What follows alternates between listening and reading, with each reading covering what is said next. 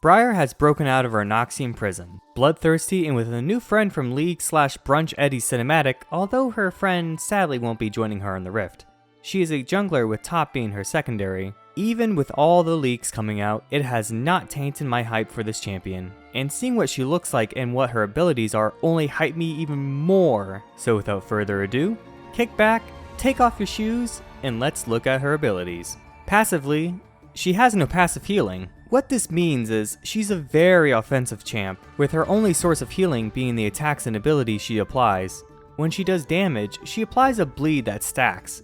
If the target dies with the bleed on them, she will heal for the remaining stack damage. The lower her HP is, the more she heals, and her abilities cost health. This is the first time in the history of League that we have a champion with no passive healing. This unique situation makes buying Grievous Wounds against her a must-have for any opposing team. Her Q, Head Rush, is a point-and-click stun.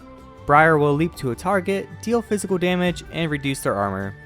Pretty simple. Her W is Blood Frenzy / Snack Attack. She will leap and enter a Blood Frenzy, self-taunting herself and go to the nearest enemy for 5 seconds and attack them relentlessly. While in this state, she gains attack speed and movement speed.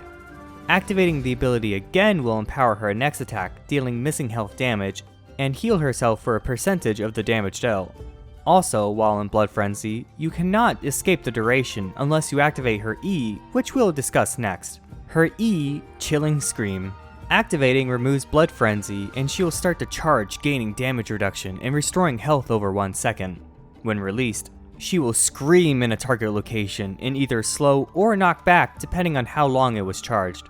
If you knock them into a wall, it will deal extra damage and stun them. Seeing that this ability does AP damage, I don't doubt there won't be any builds that include Rage Blade. And finally, her ultimate, Certain Death. Briar will kick a gemstone almost globally, and if it manages to hit a champion, here's where the fun starts, she will fly to them at Mach 5, land, cause everything around her to flee, and she will enter an empowered frenzy. And in this state, she gains armor, magic resist, lifesteal, and even movement speed. While Certain Death is active, the only way to get out of it is to either kill whoever you hit with your R, or die, or use your E. It doesn't matter if the target hits Zhonya's, you will go to whoever is closest until they get out, and then she will continue the hunt. This is the end-all be-all ability in the entire game, one that, once active, you have to pray to the Riot gods you survive.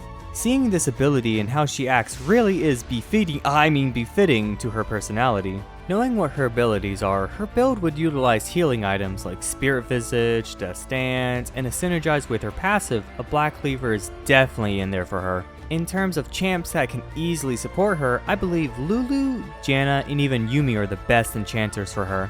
For tanks, it would be Braum first passive and Leona to CC them to death while you pummel them. While champs like Zillion and Renata are great to have to revive you if you end up dying, and on that note, those two can also end up being the worst to go up against if you do play Briar. Overall, my thoughts on Briar are, I'm amazed. Riot August and his team went above expectations for this unique champion that I can't wait to try out. Top. Because I don't jungle. If you liked the video, don't forget to like and subscribe, and I will see you next time. Goodbye!